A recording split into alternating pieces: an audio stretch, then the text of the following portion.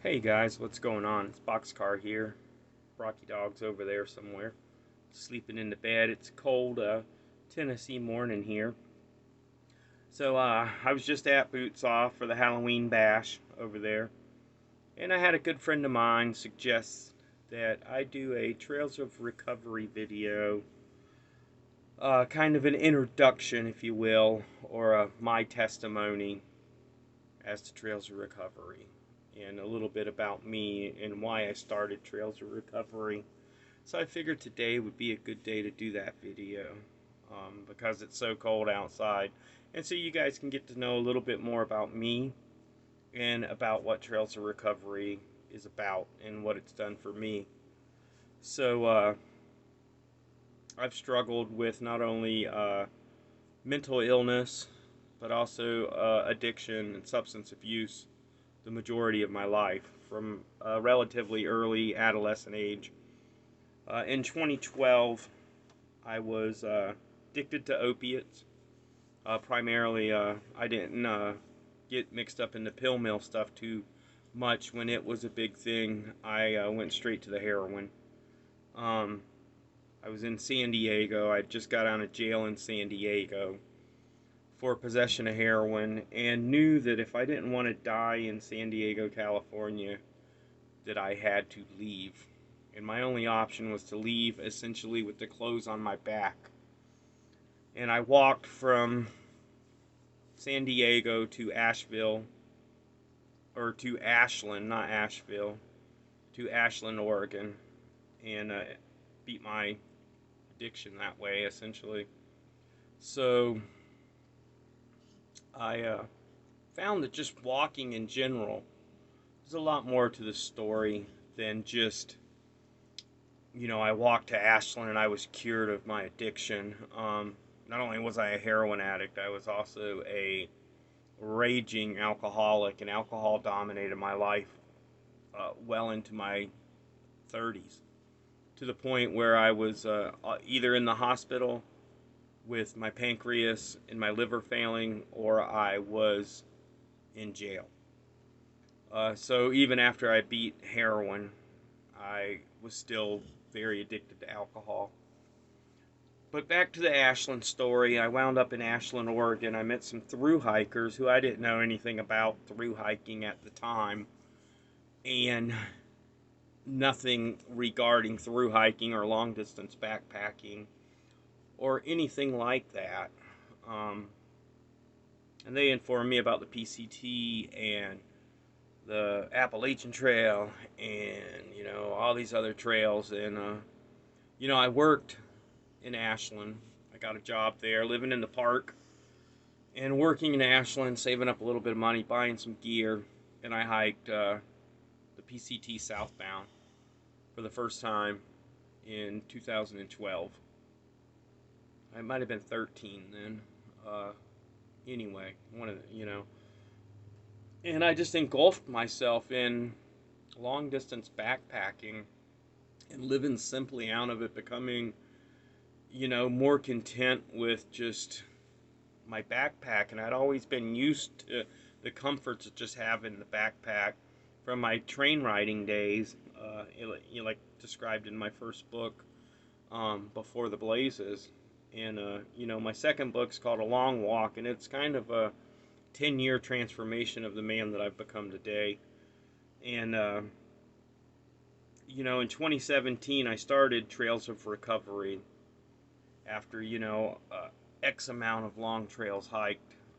Pretty much engulfing, like I said, my life into the hiking community that, and just basically walking for the last 10 years. Working odd jobs, living very minimally, and just finding so much love and healing on the trails throughout the country that I said, I want to do something here. And I said, I know that, with the help, now I know with the help of Jesus and the help of nature, that I beat two addictions. And my mental illness significantly changed. just being so humbleized. Is that a word? Humbleized.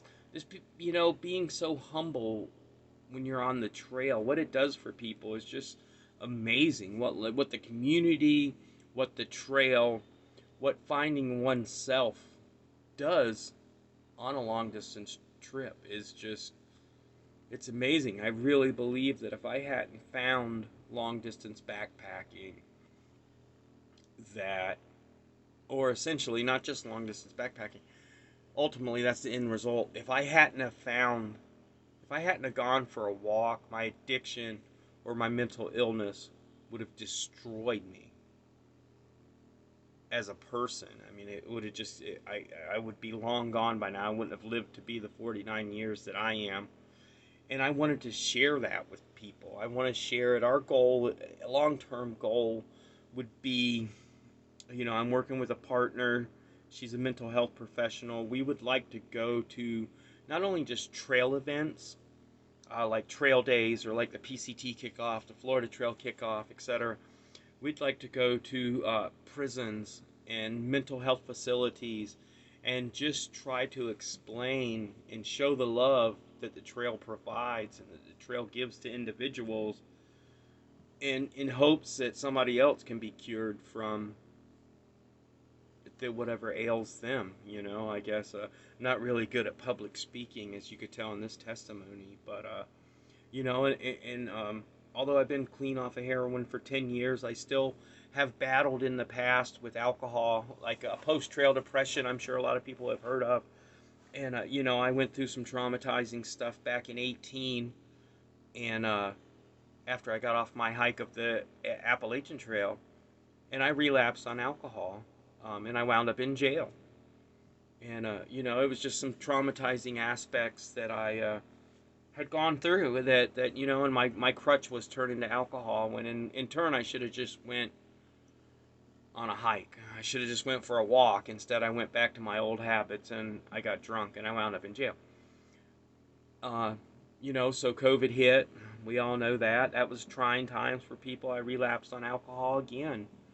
Turned back to my old habits. Instead of just running to the trail, I ran to the bottle.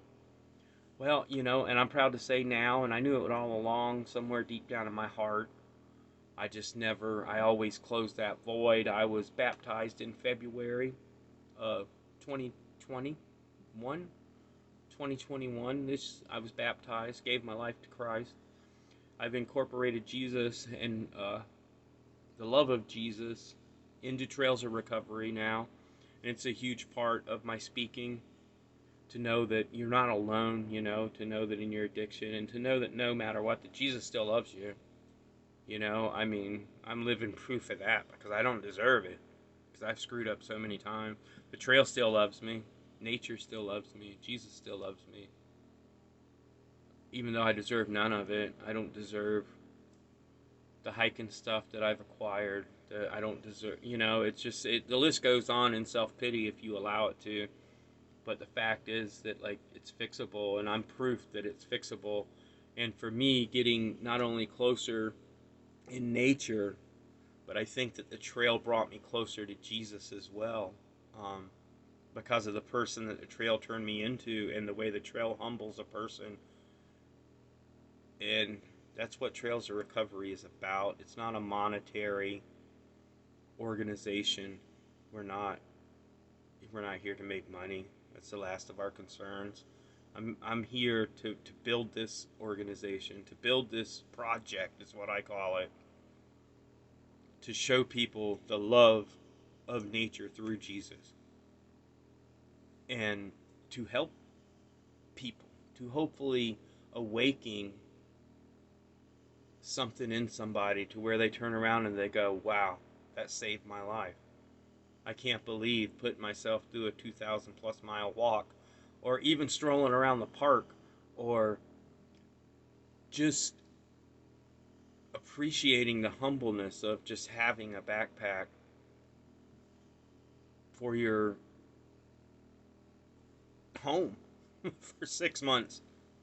The humbleness that does to a person can only make them better. I mean, when you appreciate, I often say, like when I'm speaking, people hear me say, like, you know, when you come off a trail and you get to a hostel and you have a cold soda and a flushing toilet, like how amazing that is, or how when it's been raining for 4 or 5 days and the sun finally comes out and it gets above 50 degrees, like how good. And it's like them humbling little things that you just take for granted unless you've experienced a long distance backpacking trip,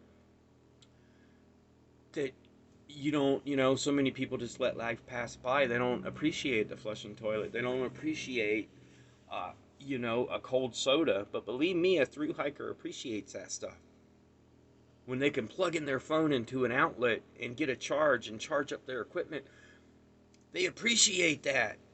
And when you come back off the trail and you remember that humbleness, it can only make you a better person. And that's what it's all about. And I want to share that with as many damn people as I can share it with, because it made me a better person. And for that, I'm so, so thankful. I appreciate you guys watching. Uh, you know, if there's any questions you guys have, if anybody ever needs to reach out to me, I don't care what time of day or night it is, don't hesitate. If I can help you in any way, I'd love to. Boxcar and Brocky is signing off. I hope you like our testimony. I'd be happy to share anything else with you that you would want to share. Have a good day, guys, and God bless you all.